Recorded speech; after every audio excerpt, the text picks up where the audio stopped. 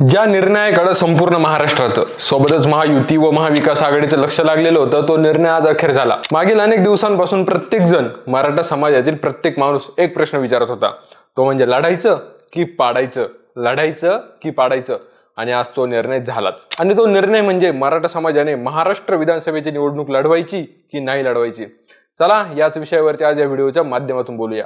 Video शेवटपर्यंत पूर्ण नक्की बघा। मराठा संघर्ष योद्धे मराठा आरक्षणासाठी मागील 14 महिन्यांपासून लढणारे उपोषणाच्या माध्यमातून मराठा समाजाला एकत्र करण्यासाठी, मराठ्यांच्या पोराबाळांना आरक्षण मिळवून देण्यासाठी झटणारे मनोज जरांगे पाटील यांनी आज मराठा समाज बांधवांची अंतरवाली सराटीमध्ये बैठक घेतली। बैठकीचा विषय होता की मराठा समाजाने महाराष्ट्र विधानसभेची निवडणूक लढवायची की नाही, कारण महायुती सरकार मराठा आरक्षणाच्या प्रश्नावरती फक्त वेळ काढूपणा करतंय। मागील 14 महिन्यांपासून सरकार मराठ्यांकडून फक्त वेळ मागतंय, पण आरक्षणावरती इतके दिवस होऊनही निर्णय घेत नसल्याने मराठा समाजामध्ये सरकार विरोधात एक असंतोष तयार झाला। आणि त्याच पार्श्वभूमीवरती मराठा समाजाने महाराष्ट्र विधानसभा निवडणुकीत उमेदवार उभे करायचे की महायुतीचे उमेदवार पाडायचे, यासाठी आंतरवाली सराटीत आज महत्त्वाची बैठक घेतली।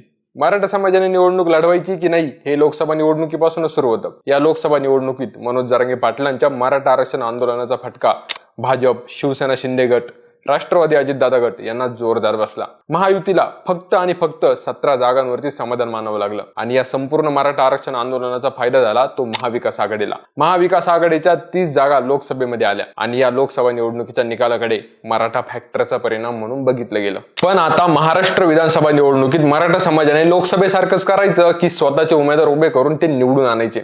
उभे केले तर फॉर्म्युला कसा असेल, हे सर्व आज मनोज जरांगे पाटलांच्या अध्यक्षतेखाली झालेल्या आंतरवली सराटीतील बैठकीमध्ये ठरलं। तर या बैठकीत पहिल्यांदा अशी चर्चा झाली की लढायचं की पाडायचं। सर्वानुमते मराठ्यांनी महाराष्ट्र विधानसभेची निवडणूक लढवायची असं ठरवलं। त्यात जर महायुतीचे उमेदवार पाडायचे म्हटलं तर महाविकास आघाडीचे उमेदवार निवडून येतील, पण दोघेही एकाच माळीची मणी, दोघेही मराठा आरक्षणाच्या बाबतीत सकारात्मक नाहीत असं मनोज जरांगे पाटील म्हणाले। त्यासाठी मराठा समाज या विधानसभा निवडणुकीत स्वतःचे उमेदवार देईल असं ठरलं।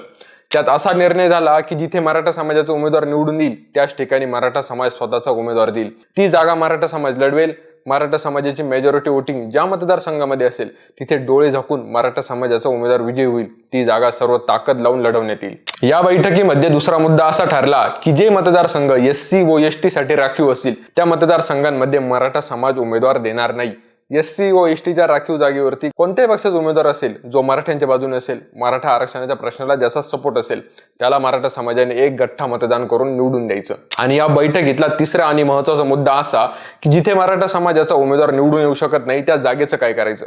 तर त्या जागेवर मराठा समाजाचा कोणताही उमेदवार देणार नाही। त्या ठिकाणी जो 500 रुपयांच्या बॉन्डवरती मराठा समाजाला लिहून देईल की मी मराठा समाजाच्या बाजूने आहे, मी विधानसभेमध्ये मराठा समाजाच्या बाजूने उभा राहील, त्याला त्या मतदारसंघामध्ये मराठ्यांनी निवडून द्यायचं आणि बाकीच्यांना पाडायचं। इथे अजून असं ठरलं की जे जे इच्छुक उमेदवार असतील त्या सर्वांनी उमेदवारी अर्ज भरून ठेवायचे।